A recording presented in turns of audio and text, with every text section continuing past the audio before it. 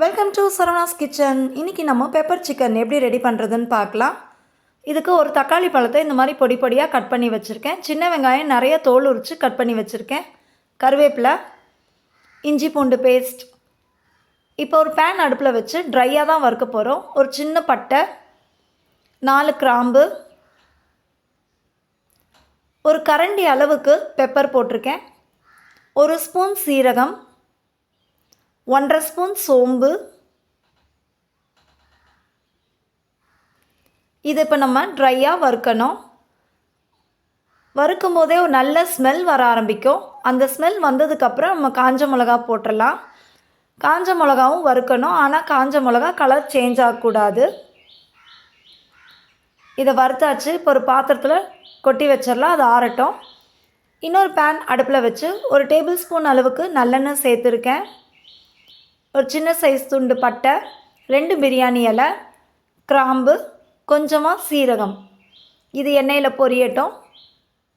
இப்போ சின்ன வெங்காயத்தை சேர்த்துட்டேன். எண்ணெயிலே அதை வதக்கி விடணும். இந்த பெப்பர் சிக்கனுக்கு சின்ன வெங்காயம் தான் நல்ல டேஸ்ட்டு கொடுக்கும். எந்த அளவுக்கு சின்ன வெங்காயம் நம்மளால் சேர்க்க முடியுமோ அந்தளவுக்கு சேர்த்துக்கலாம். சின்ன வெங்காயம் போட்டால் சூப்பர் டேஸ்ட்டாக இருக்கும். ட்ரை பண்ணி பாருங்கள். அப்படி சின்ன வெங்காயம் இல்லைன்னா பெரிய வெங்காயம் கூட போட்டுக்கலாம். எண்ணெயில் நல்லா வதங்கினதுக்கப்புறம் தக்காளி பழம், கருவேப்பிலை எல்லாத்தையும் போட்டு எண்ணெயிலே மறுபடியும் வதக்கணும். தக்காளி நல்லா வதங்கி வந்ததுக்கப்புறம் 1.5 ஸ்பூன் அளவுக்கு இஞ்சி பூண்டு பேஸ்ட் சேர்த்துக்கலாம். அதையும் எண்ணெயிலே நல்லா வதக்கி விடணும். இஞ்சி பூண்டு பேஸ்ட் பச்சை வாசனை போகிற வரையும் எண்ணெயில் வதக்கணும்.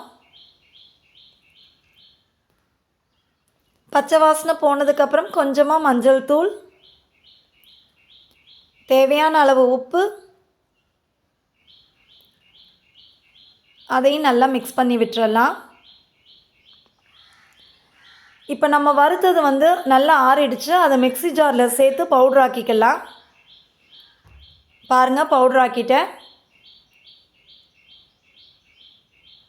இப்போ வெங்காயமும் தக்காளியும் நல்லா வதங்கிருச்சு. இஞ்சி பூண்டு பேஸ்ட்டு பச்சை வாசனை போயிடுச்சு.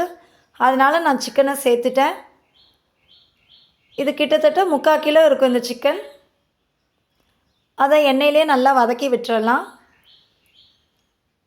இப்போ நம்ம அரைச்சி வச்ச பெப்பரை உள்ளே சேர்த்துடலாம்.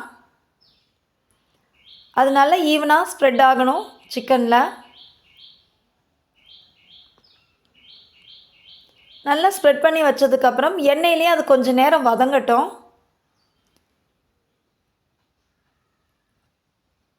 கொஞ்சம் நேரம் எண்ணெயில் வதங்கினதுக்கப்புறம் நம்ம தண்ணி ஆட் பண்ணிக்கலாம். எந்த அளவுக்கு நமக்கு தேவையோ அந்தளவுக்கு தண்ணி ஆட் பண்ணிக்கலாம். எனக்கு கிரேவி டைப்பில் வேணுங்கிறதுனால நான் தண்ணி கம்மியாக ஆட் பண்ணியிருக்கேன். இப்போ இது ஒரு தட்டு போட்டு மூடி வச்சிடலாம். இதுக்கிடையில் நான் உப்பு செக் பண்ணேன். உப்பு கொஞ்சம் கம்மியாக இருந்தனால கொஞ்சமாக சேர்த்துக்கிட்டேன். அதை நல்லா கலந்து விட்டுட்டு தட்டு போட்டு மூடி வச்சிடலாம். சிக்கன் வேகட்டும்.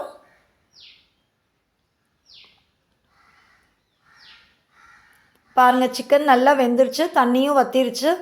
எனக்கு இந்த கன்சிஸ்டன்சிக்கு வேணுங்கிறனால நான் ஸ்டவ்வை ஆஃப் பண்ணிட்டேன்.